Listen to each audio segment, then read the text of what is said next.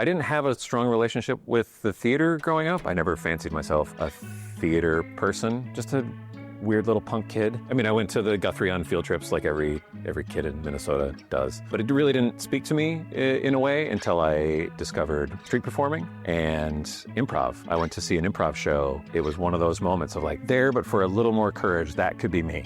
My name is Butch Roy. I'm from Minneapolis, and I'm the founder and producer of the Improv A-Go-Go.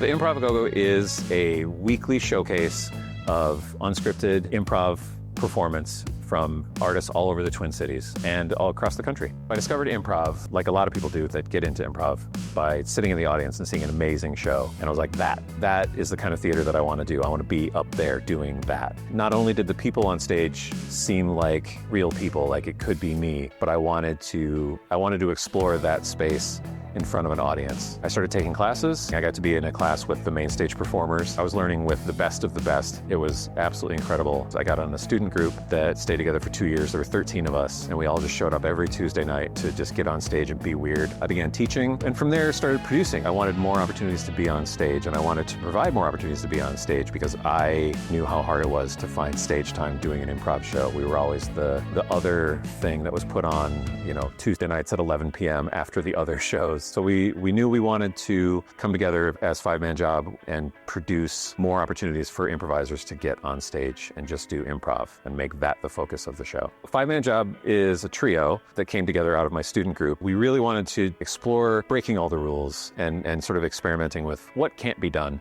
Can we do this faster? We put up a show that aimed to do 100 scenes in 25 minutes. And I don't think we got there. I don't think we even got halfway there. But it was really fun to share that with the audience too, of like, we are challenging ourselves in a way that we aren't even sure is possible, and you get to be along for the ride. Let's see what happens. And I think that mentality and that mantra really has been sort of the backbone of a lot of things, of like, let's see what happens if we try and break it. Let's see what happens if we bend the rules a little bit. Let's see what happens if we give a stage to everybody and don't worry about money. So I learned how to run lights and produce shows and run tops and bottoms. And that became sort of key to the Go-Go because we had everything we needed to produce it ourselves. And we approached the theater and basically just said, we'll provide everything. Box office, bar. We didn't need to find acts for the show. There was a surplus, or rather there was a shortage of places for those people to go. We made a handshake agreement with the theater, and essentially it was, as long as people keep coming to see this, you can have a home on our stage forever. When you're just pitching a show or trying to find stage time just to get your group out there in front of an audience, you don't realize how important it is to actually have a home space. Because when you're pitching to a theater and they're giving you a Friday night, you have to go with what works. You have to go with the tried and true and what is known. You don't get to try out the new crazy idea. And that's, I think, the hidden benefit to just having a home base where you can just come and experiment and try the weird thing. And audiences know that they're going to see something maybe a little unpolished, but they're never going to see the same thing ever again. So it's all done by lottery to give an equal chance to existing groups, to brand new ideas, to untested things, to, audience favorites.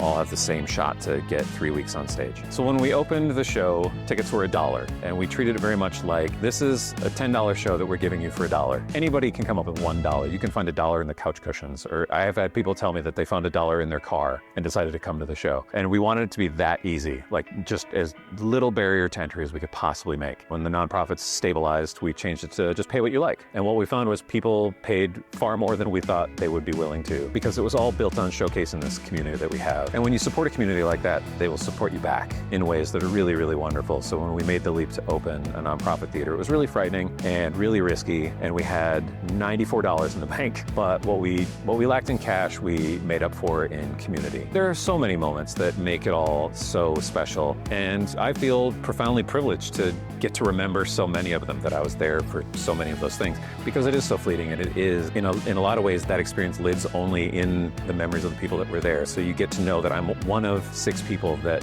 knows about that show. But then there are other ways that show you what you're doing is important. You never know how important your silly Sunday night 25-minute set is going to be to somebody. We have found birthday cards under the seats of the theater, anniversary cards, happy 50th anniversary mom and dad cards. I had a couple meet at our show, got engaged at a later show. There's a kid walking around in the world that exists because of our show. How weird is that? There are human beings that exist because of us, knowing that our interaction with, sometimes just 2 people, sometimes 200 people is unique and it's special and it's valuable because of its fleeting nature. The audience at our show is special because they're there and we're glad they're there. Twice I've gotten letters from people that thanked me after the show because they were incurably ill and came to see a night of theater that allowed them to forget that they're dying. I mean, how profound is that? And I have the letters like framed in my office because there's never going to be anything more important than that. That's the bar, right?